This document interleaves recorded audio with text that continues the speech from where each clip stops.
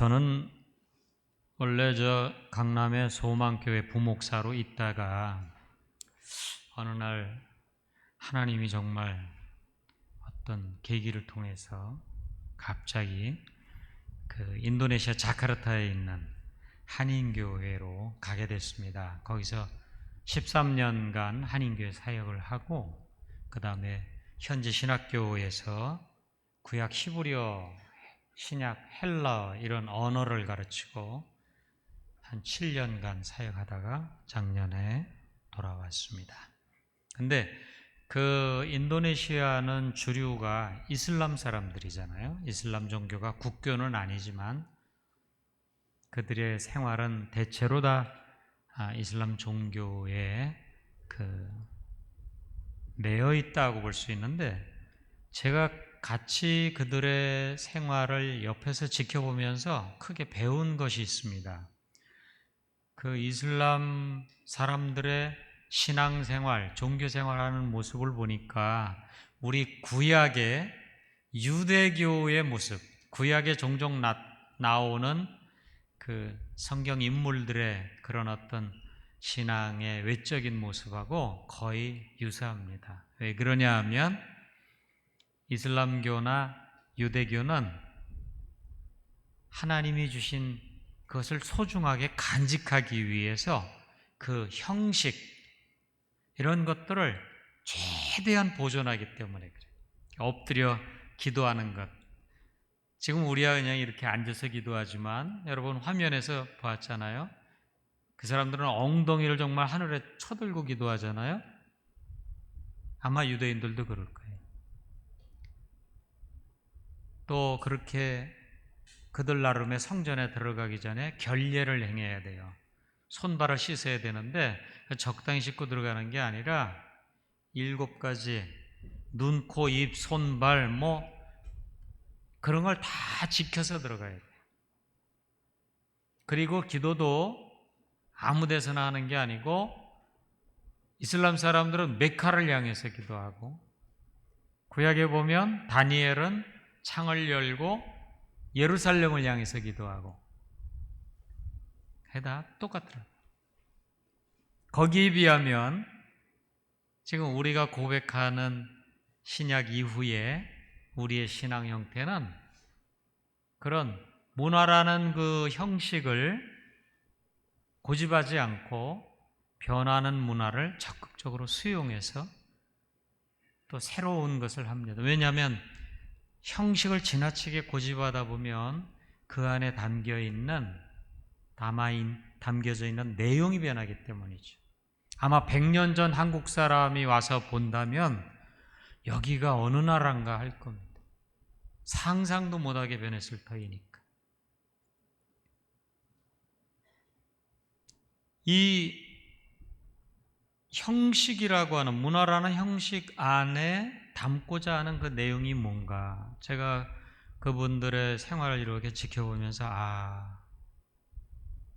성경이 말하고 있는 그 은혜와 평강, 구약은 한마디로 말하면 샬롬이잖아요. 평강, 인사 자체가 샬롬이잖아요. 이슬람 사람들은 살람이에요. 그거 다 같은 그 중동의 언어 근친관계로 다 같은 말이에요. 살람이라고 그래요. 샬롬. 사도 바울이 말합니다. 그토록 유대인들이 샬롬하는 그 샬롬은 어디로부터 비롯되느냐? 은혜로부터 비롯된다. 은혜. 카리스. 헬라어로 카리스. 카리스마 그러면 은사. 내가 하나님으로 받은 어떤 독특한 나만의 은사라고 얘기한다면 카리스라는 건 은혜예요. 그 은혜의 실체가 뭐냐? 예수 그리스도의 십자가. 그건 우리가 너무나 익숙하게 아는 거잖아요. 십자가에 나타난 하나님의 사랑. 여러분 연애할 때 생각해 보세요. 사람은 다 불완전함에도 불구하고 연애하는 순간만큼은 참 하나님의 은총이에요. 그 시간에는 다 콩깍지를 씌우는 거예요. 그래가지고 상대에게 집중하고 몰입하고 그냥 뭘 더 해주질 못해서 안달이고 그러잖아요. 그 사람에게 뭐 사랑을 이렇게 하라 율법을 말한다는 게 우습잖아요. 그보다 훨씬 더 많이 해주고 싶고 실제로 더 많이 하고 있잖아요. 그러므로 이미 성경이 얘기하고 있어요. 로마서 13장 10절에 뭐라고 말합니까? 사랑은 율법의 완성이다. 율법은 우리의 삶과 종교 생활의 틀을 갖추는 어떤 하나의 규범이라면 그거 억지로 지키려 하면 얼마나 힘들고 괴롭습니까? 그러나 참 사람은 이상해요. 거기에 사랑이 부어지면 율법을 넘어서 버려요. 그래서 하나님을 믿는 사람에게는 1순위가 내 안에 하나님을 믿고 섬기고자 하는 이런 모든 예배와 신앙생활의 규범이 있지만 그걸 넘치게 하는 하나님의 사랑이 내 안에 펄펄 끓고 있느냐 하는 것이죠. 그래서 세상이 늘 새로운 문화로 변하고 있습니다만 그게 다 우리에게 때로는 유익을 주기도 하고 여러 가지 변화를 가져오기도 하지만은 신앙의 본질은 우리가 이미 경험했죠. 하나님이 우리의 마음을 한번 만지기만 하면 아마 여러분 가운데서 어제 기도하는데 하나님이 나타나셔서 뭔가 말씀하셨다고 한다면 오늘 이 자리에서 만나는 사람들에게 그 이야기를 하지 않고는 견딜 수 없는 거잖아요. 그 우스개가 있잖아요. 어느 목사님이 주일 오전에 어쩌다가 나가서 골프를 쳤는데 홀인원을 했다는 거 아닙니까? 이걸 막 자랑하고 싶은데 자랑할 수가 없는 그 고통 아시죠? 내가 변하면 세상은 변해요. 세상이 아무리 세련되고 변해도 내게 빛이 없으면 그건 나에게 고통이에요.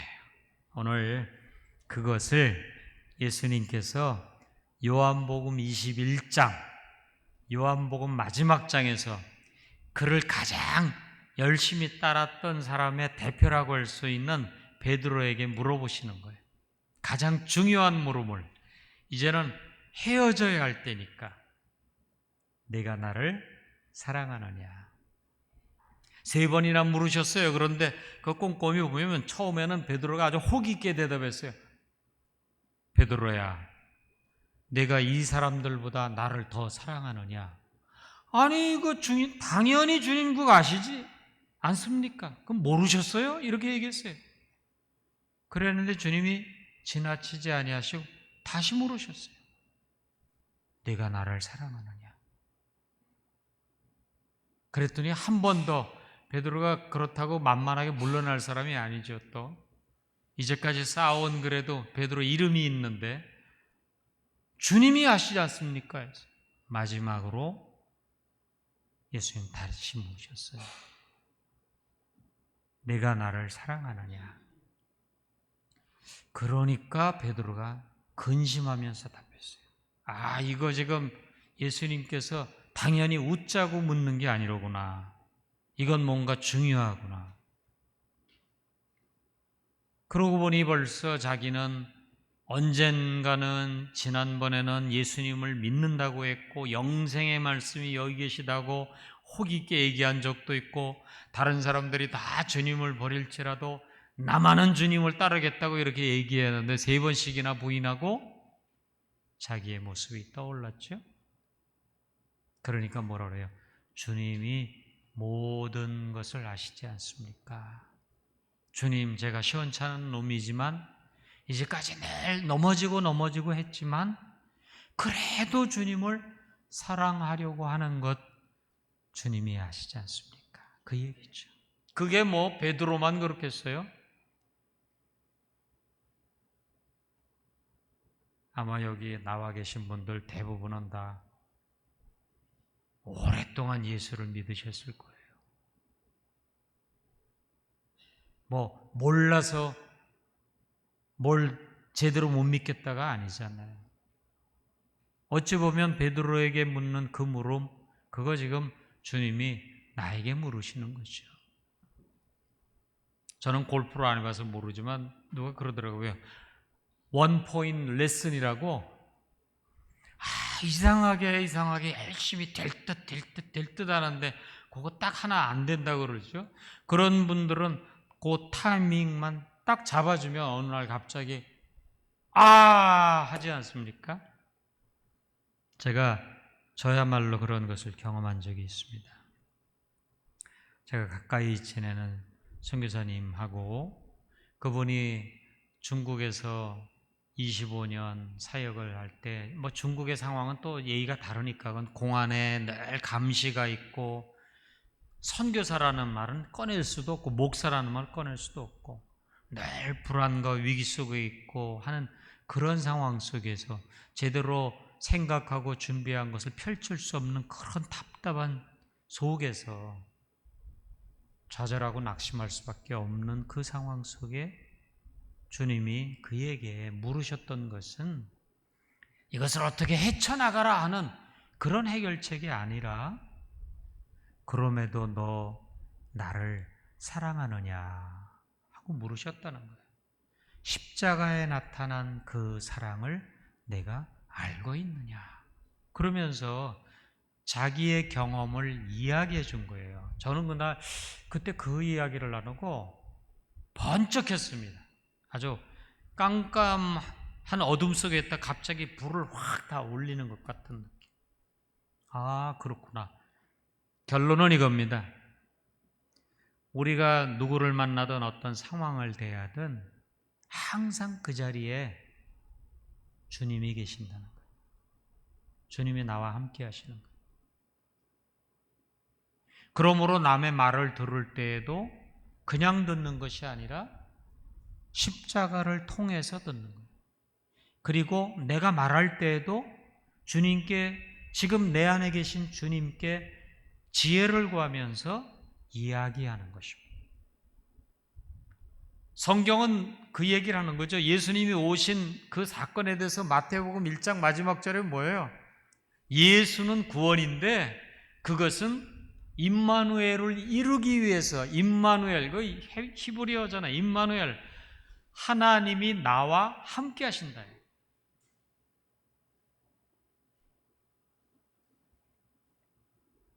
인간이 어떤 존재예요? 그 창세기 2장에 보면 아담과 하와가 첫 만남을 하고 연애를 하는 그 장면이 잠깐 나오지 않습니까? 그거 유명하잖아요. 아담이 하와가 오는 것을 보고 뭐라고 얘기해요?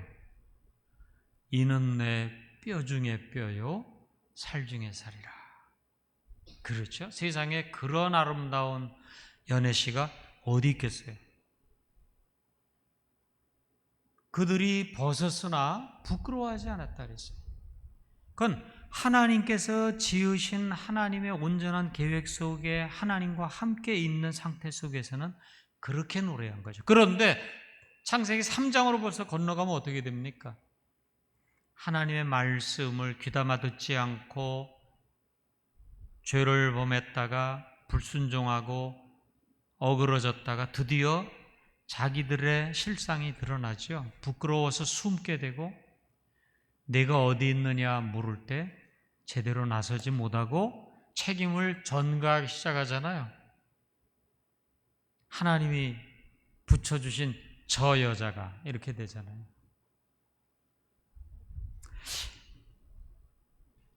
그 이후로 그렇게 해서 사랑을 잃어버린 이후로 인생들은 알고 보면 성공을 추구하고 하지만 깊은 그 마음 깊은 곳에서는 온전한 사랑에 굶주려서 하는 것이죠.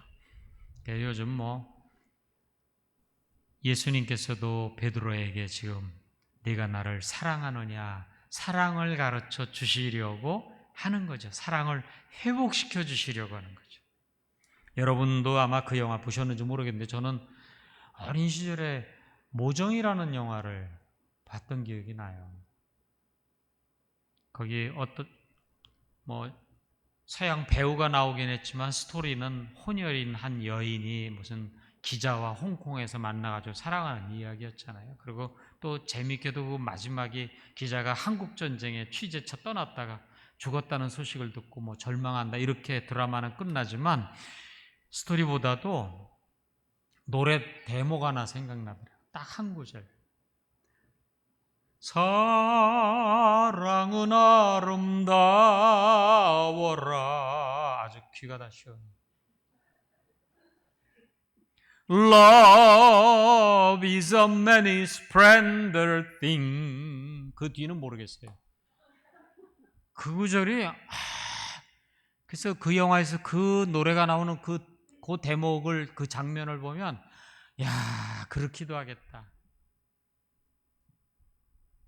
그런데 저는 요 십자가를 다시 확인하면서 요걸 좀 바꿔 불러요. 늘 앞에 하나를 더 붙여요. God's love is a many splendid thing. 정말 그래요. 이미 요한복음에서 세 계명을 주시겠다고 했는데 그거는 내가 너희를 사랑한 것 같이 너희도 서로 사랑하라. 이게 세 계명이고 너희가 그렇게 사랑하면 온 세상 사람이 너희가 내 제자인 것을 알게 되리라 이렇게 말씀하십니다. 이건 뭐 아가페 사랑이 있잖아요. 사실 아까 베드로에게 아가페 사랑을 물었는데 베드로가 그냥 인간적인 소위 의리라고도 얘기할 수 있는 막 그런 필레오의 사랑으로 계속 답을 했었어요. 마지막 예수님이 못 알아듣는 베드로 뭐 오늘은 안 되겠구나 싶어가지고 마지막 물음은 필레오의 사랑으로 물은 거예요. 그래? 아가페 사랑, 하나님의 사랑은 내가 아직도 모르겠다고? 그렇지만 나는 그래도 사람들 안에 줄 수 있는 이런 사랑은 못지않게 줄 수 있다고 말하냐? 그럼 그런 사랑으로라도 너는 제대로 사랑하고 있냐고 물었더니 그것마저도 아니었다는 거죠. 여러분, 신앙생활이 뜨거울 때도 있고요. 열심을 낼 때도 있고 잘 될 때도 있고요. 그래요. 그런데 우리가 이렇게 굴곡을 타잖아요. 생각해 보세요. 하나님은 어떠실 것 같아요? 아니요. 하나님은 한결같으셔요. 그러기 때문에 남녀가 둘이 사랑할 때 이 사랑이 너무 신기해. 그렇게 이기적이고 그런 사람들도 사랑에 빠지게 되면 주도권을 서로에게 내어줘요. 집중하고 말할 기회를 주고 집중해서 듣고 저가 원하는 것을 더 해주기를 원해요. 주도권을 내어주는 거예요. 우리는 예수를 믿는다고 따라오지만은 많은 경우에 말할 수 없는 은혜를 받아서 막 눈물을 쏟고 감동하고 그래 이거야 다 맞아요. 그러나 때로 보면 잠깐 또 잊어버려요. 주도권을 주지 않아요. 정말 사랑할 때는 상대를 향해서 주도권을 다 내줄 때 그게 온전한 사랑이에요.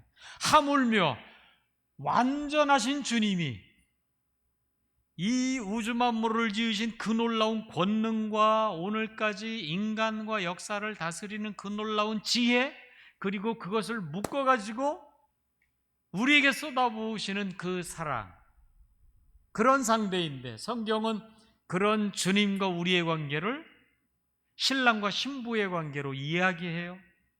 완전한 사랑이라고 얘기해요. 그런데 우리가 그 주님을 얼마나 신뢰하나요? 주도권을 내드려야 되죠. 그게 답이에요. 군대 갔다 오신 남자분들은 조금 아실 거예요. 이렇게 사격 훈련을 하는데요. 표적이 있어요. 표적.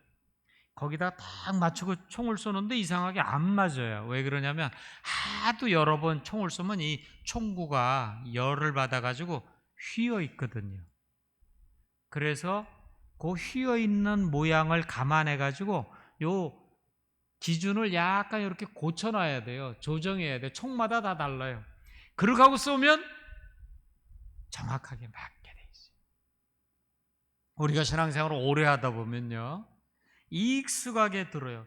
익숙하게 듣는다는 게 좋은 것이면서도 그 조심해야 되는 거예요. 왜? 그냥 다 아는 줄 알아요. 아니요. 항상 깨어 있어요. 항상 깨어 있어요. 주도권을 들이세요. 하나님께서 영이시다. 우리가 영이다 그러면 뭐 다음에 기회가 있으면 말씀드릴게요. 우리는 희미한 거로 생각하고 안 보이니까 없는 거로 생각하고 자기 마음대로 생각해요. 자기 마음대로 그려요. 아니요. 하나님은 영이시다라고 성경이 말할 때 그는 하나님은 권능과 지혜와 그 사랑에 있어서 가장 온전하시다 그런 뜻이에요. 완전하시다. 이렇게 시간과 공간과 몸에 묶여있는 육적인 인간과는 근본적으로 다르시다 그런 뜻이에요. 그게 하나님의 스타일이에요. 그래서 그분이 구원을 위해서 이 땅에 오실 때는 예수 그리스도로 오셨지만 이미 성경이 말한 바와 같이 내가 떠나가면 나와 똑같으신 분이 너희 마음 가운데 올 것이다. 그분은 성령이시다. 하나님이 우리 가운데 오셨어요. 어디 계셔요 지금? 어디 계시나요? 제가 생각해 봤어요. 아니 그 주님이 어디 계시지? 제가 잊어버리고 있다면 그 주님은 내 안에 계시지만 내가 잊어버리고 있는 건 마치 내가 사는 아파트에 거실을 내드리지 않고 안방을 내드리지 않고 저 건넌방 저 곁방을 내드리는 것 같아요. 그리고 교제 안 하는 것과 같아요. 그분을 불러들여서 그분과 함께 그러면서 그분이 주신 말씀에 귀를 기울이는 거예요. 말하려고 하는 사람 많지만 들으려고 하는 사람은 없는 세상이잖아요. 그렇죠? 경청 듣는 거예요. 여러분, 그 유대인들의 유명한 그 쉐마라는 게 있잖아요. 쉐마. 하나님만 한 분이시다. 하나님만 섬겨라. 길에 갈 때든지 집에 들어갈 때든지 나올 때든지 앉을 때든지 그게 쉐마라고 말해요. 쉐마라고 하는 거는요. 들으라라고 하는 그 히브리어의 명령형이에요. 쉐마. 들으라. 이스마엘 하나님이 들으셨다. 하나님이 들으셔가지고 애를 준 게 이스마엘이잖아요. 그러니까 그와 같이 쉐마라는 거는 들으라는 명령이에요. 순종이라는 단어가 똑같아요. 자음이 똑같아요. 잘 들으면 기쁘게 순종할 수 있어요. 대부분은 잘 안 들어요. 그래서 내 생각과는 다르다고 생각해요. 왜 자기가 이해 못하느냐? 자기는 육에 갇혀있고 하나님은 너무나 온전하신 분인데 그걸 자꾸 놓치는 거예요. 여러분, 주도권을 주님께 드리세요. 주도권을. 그리고 날마다 물으세요. 이미 내 마음 정중앙에 주님을 모시세요. 그리고 이 일이든 저 일이든 주님께 물으세요. 그리고 사람과 다투지 마세요. 그것만큼 어리석고 부질없는 일이 없어요.